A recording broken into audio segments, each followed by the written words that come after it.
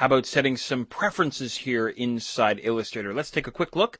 On the Mac side, head up to the Illustrator menu way up in the top left corner. Here on the Windows side, I'm going to go to the Edit menu and head all the way down to Preferences. And then I'm going to start off with General here.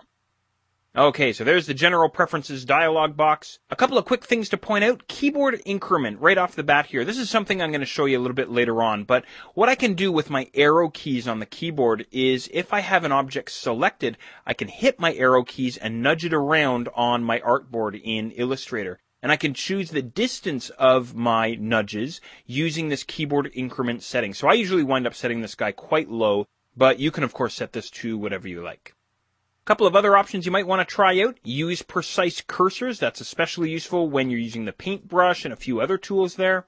Show my tool tips. In other words, remember those tool tips that we saw when we were hovering over top of the tools inside the toolbox?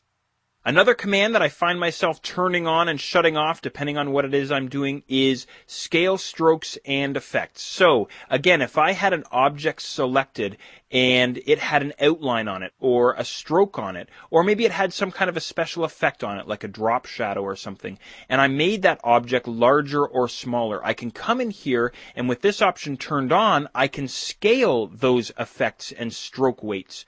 Or I could turn it off, and as I resize the object, these strokes and effects would remain unaffected.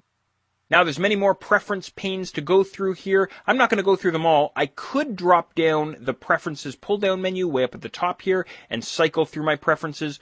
Or what I could do is I could use the Next and Previous buttons here over on the right. So if I click on Next, that'll take me into the next preference window pane here. Something you may want to consider keeping on is highlight anchors on mouse over. We'll talk all about anchor points and paths, but if you're new to all of this, you may want to keep this option turned on. I'll click on Next again.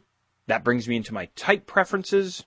You can check out all of the preference panes if you like. I'm going to jump all the way down to user interface. Now, this is something else that's new here inside Illustrator CS4, is I can adjust the lightness or the darkness of my Illustrator interface. Why?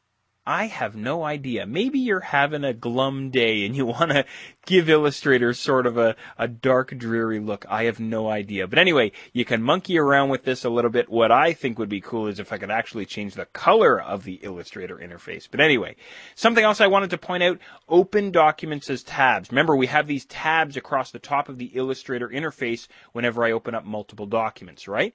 If you don't like that behavior, if you like a more traditional Illustrator behavior where the documents get stacked one on top of each other, just uncheck this option. I'm going to leave mine on, but you can certainly decide how you want to handle your multiple open documents.